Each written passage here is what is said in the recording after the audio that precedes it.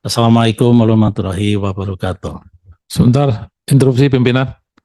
Kalau bisa yang mau bicara ini perkenalkan Pak, nama, jabatan, biar Siap, kita tahu juga Pak. siap Pak.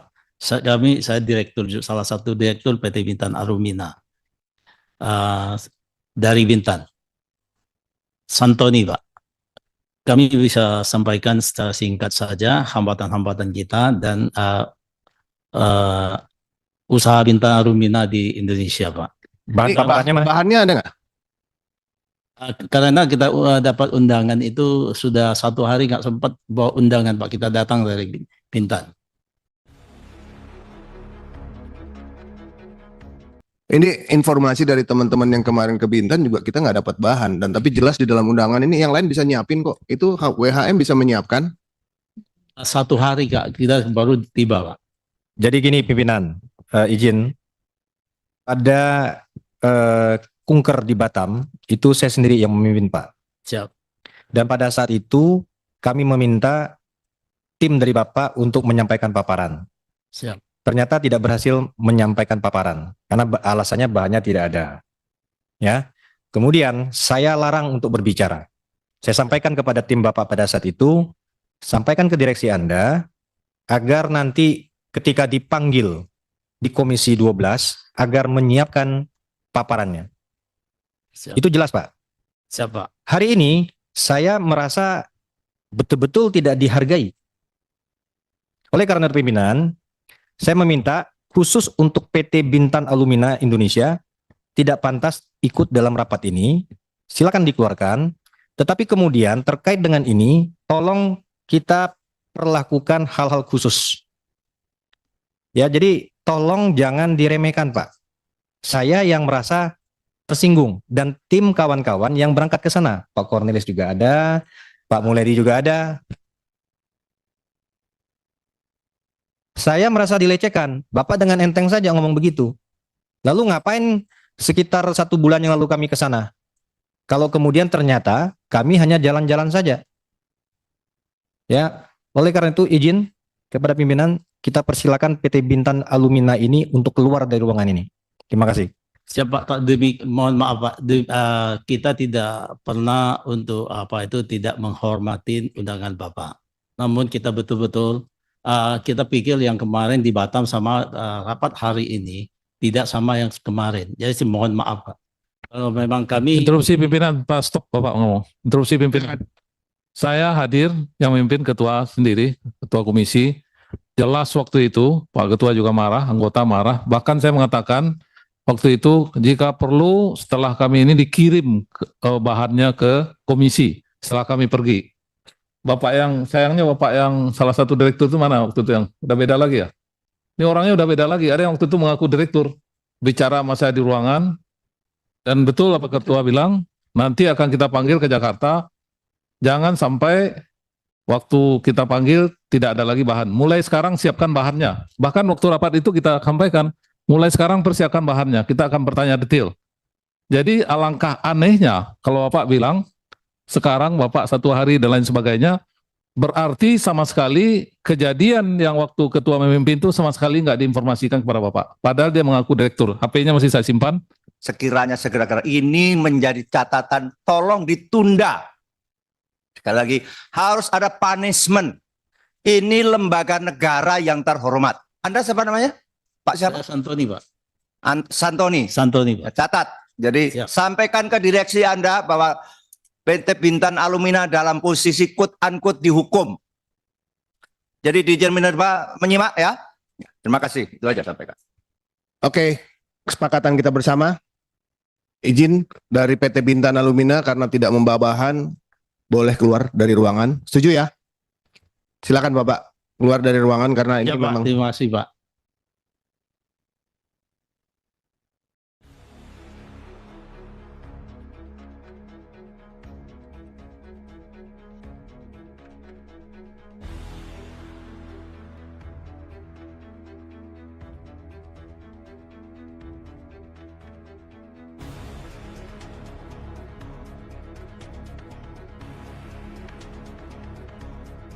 Yaitu mengenai orang-orangnya Jokowi, orang-orang hukum.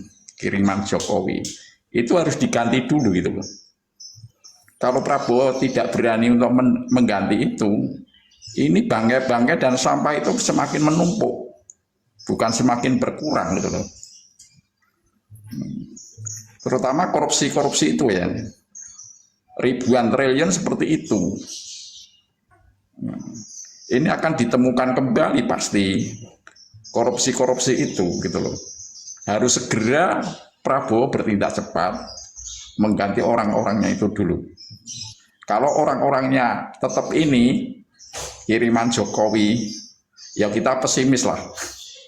Tak akan bisa untuk benahi itu. Paling yang kecil-kecil aja nanti yang ditangkapi itu. Yang kakap-kakap itu nggak bisa ketangkap. Kita sudah lihat sendiri ya, yaitu Erick Thohir dan kakaknya ya, yang tersangkut korupsi Pertamina. Didiamkan kan Mamat bisa lolos kan. Belum yang lain. Nah inilah Prabowo ya. Mungkin Prabowo masih berhitung ya. Berhitung karena kuatnya bangga-bangga itu, bangga-bangga dan sampah-sampah itu. Baru nanti kita ke depan, baru nanti benahi itu ekonomi. Ekonomi nanti investor akan masuk kalau hukum tidak dibenahi. Sekarang kan tidak ada investor yang masuk. Kenapa? Nah, yang menjadi pertanyaan kan seperti itu. Ini dibutuhkan keberanian Prabowo yang harus didukung rakyat, dan saya kira TNI sudah merapat ini ke Prabowo. Tanda-tandanya yaitu mantan jenderal-jenderal yang purnawirawan itu kan. Nah, kita harus dukung penuh nih. Itu seperti itu Pak. Monggo, mungkin yang lain dulu, monggo. Ya, terima kasih Bang Bambang yang sudah menyampaikan komentarnya. Nah, ini Bang Suma, waktu kita 2 jam ini kan sudah habis ya. Nah, ini masing-masing tamu yang masuk di room kita ini kita berikan kesempatan untuk menyampaikan closing statement-nya ya. Kita awali dari Bang Suma. Oke. Bang. Ya, Ini closing 1-2 menit lah. Ya, monggo. 1-2 menit. Disampaikan closing statement-nya, Bang. Ya, jadi tadi waktu saya diberikan waktu Bang, sebetulnya waktu saya tadi sedikit itu ya. Jadi tadi saya belum mengkomentari yang berkaitan dengan pengamat tadi Bang? Ada tadi pengamat kebijakan publik ya, namanya siapa tadi lupa saya. Higin Pragianto. Ya, kalau Higin menurut Pragianto, ya. ya boleh-boleh saja ya. Kalau saya sebagai pengamat juga Bang ya, termasuk pengamat melalui room ini, menurut gua itu hasil amatan dia itu pengamatan yang ngawur gitu loh ya, ngawur banget gitu ya, karena dari mana dia parameternya juga dia nggak bilang, indikatornya juga dia nggak bilang ya kan. Tapi mungkin dia ini kalau saya boleh bilang ada sekarang istilah termol, gue rasa dia ini kelompok termol. Karena ini mengakibatkan kayak di gang-gang itu kalau dikasih umpan, biasa kan orang Melayu, ikut-ikutan gitu ya. Jadi saya katakan bahwa itu, kalau gue bilang dia punya hasil pengamatan sampah gitu ya. Ini mengakibatkan yang nggak benar. Dia mengatakan ya, kalau habis daripada statement Tri Sutrisno, lantas wah dia ini. Saya juga dari keluarga militer, banyaklah petinggi ya. Kalau dulu pun waktu dia menjadi panglima juga sebentar ya, tapi kemudian dia promosi. Kita kan tahu Kunto ini, Letnan Jenderal yang berbintang 3 ini juga kan padam dia waktu itu kan oleh Jokowi ini kan. Kemudian diangkat oleh Prabowo. Ya. Kemudian saya kira tadi udah ada juga menyampaikan itu di room ini bahwa saya kira dia kemungkinan akan dipromosikan untuk menggantikan posisinya siapa namanya itu yang mantunya Maruli gitu ya. Ini ya. Sekali lagi ini gue rasa dia termol nggak menurut gue nggak baik ya. Yang kedua, kalau di Indonesia, di bumi pertiwi Indonesia ini nggak ada lagi yang lebih tinggi daripada Korps de Korpri atau jiwa Polsa daripada TNI, ya. Nah, kemarin itu sudah selesai punya TNI. Kita melihat, ya, Nurmanco yang nggak ikut di sini, nggak masuk, dia nggak hadir. Lihat nggak tuh? Begitu dia punya senior yang namanya Gubernur Sutioso, yang mantan kepala BIN dan mantan gubernur, dilecehkan oleh preman ini, ya, yang mengaku dekingannya dia Prabowo padahal enggak, ya. Dia juga marah. Jadi kemudian kemarin ada datang, ya, si Simanjuntak, ya. Kemarin Simanjuntak. Itu inline, bukan berarti berbeda gitu. Sama itu. Berbeda. Jadi jangan disalahartikan dia datang kemudian dicopot, berarti ini ada suatu konflik. Enggak, gitu ya. Enggak. Tidak ada menurut yang saya amati, ya, di Indonesia ini yang lebih dihormati, ya, tentara loh, ya, daripada Trisno oleh Prabowo. Enggak ada. Lu boleh lihat tuh dia punya historinya, ya. Jadi gua rasa itu yang akan gue sampaikan tadi. Kemudian bahwa Prabowo kan kita tahu bukan hanya tekanan pelaksanaan janji-janji kampanyenya itu susah gitu ya, sukar lah. Banyak sekali masalah gitu. Jadi memang kita juga harus mengakui lah beberapa hal itu sudah nyata. Ya, kalau soal misalnya tentara yang pasangannya si Jokowi itu kan 300 perwira tinggi digeser sama dia gitu. Ya, itu udah kelihatan jelas. Nah, juga saya appreciate nih kan sama Prabowo ini, Pak Praroro, ya. Dia sudah menghilangkan yang namanya di mana ini Batam itu loh, apa namanya itu pulau itu loh Bang, yang punya Melayu itu loh. Kan sudah selesai urusannya itu, ya.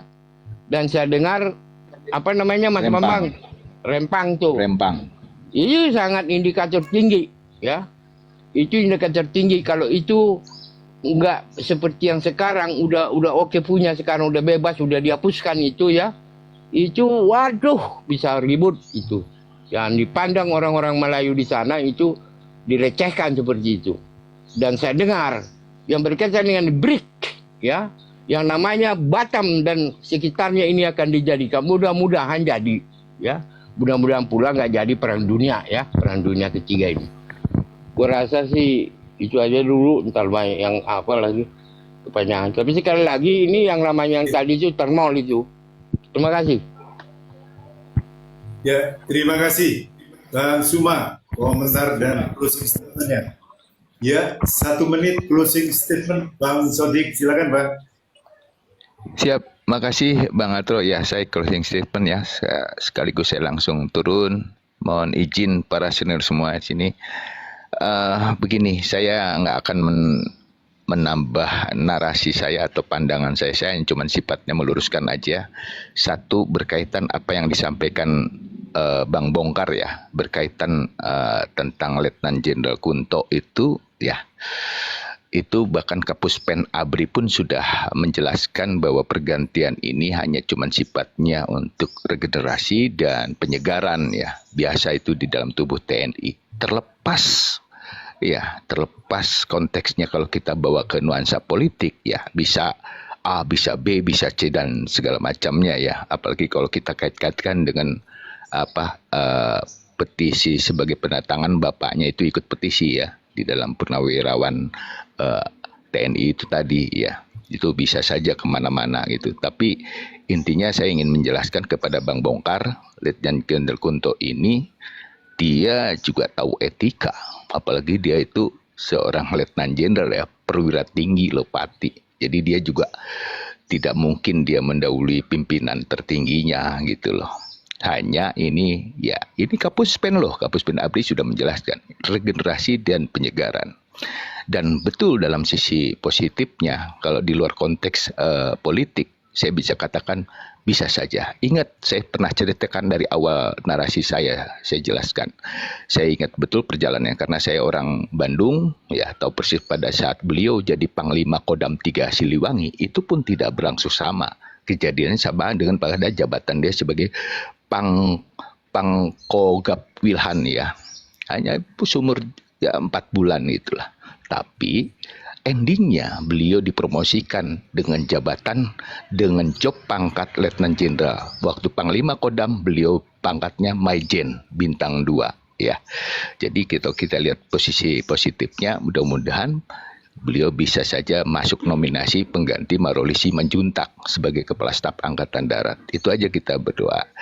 Dan saya ingin meluruskan satu lagi yang apa disampaikan Bung Laskar, termasuk Mas Bambang ya, bahwa ya ada 2 komponen ya purnawirawan yang tadi menurut Bang Laskar ternyata 2 komponen purnawirawan ini berbeda pandangan ya. Yang satu saya tegaskan itu purnawirawan TNI ya, dalam arti TNI itu gabungan, itu ada dari Angkatan Laut ya, ada Angkatan Udara.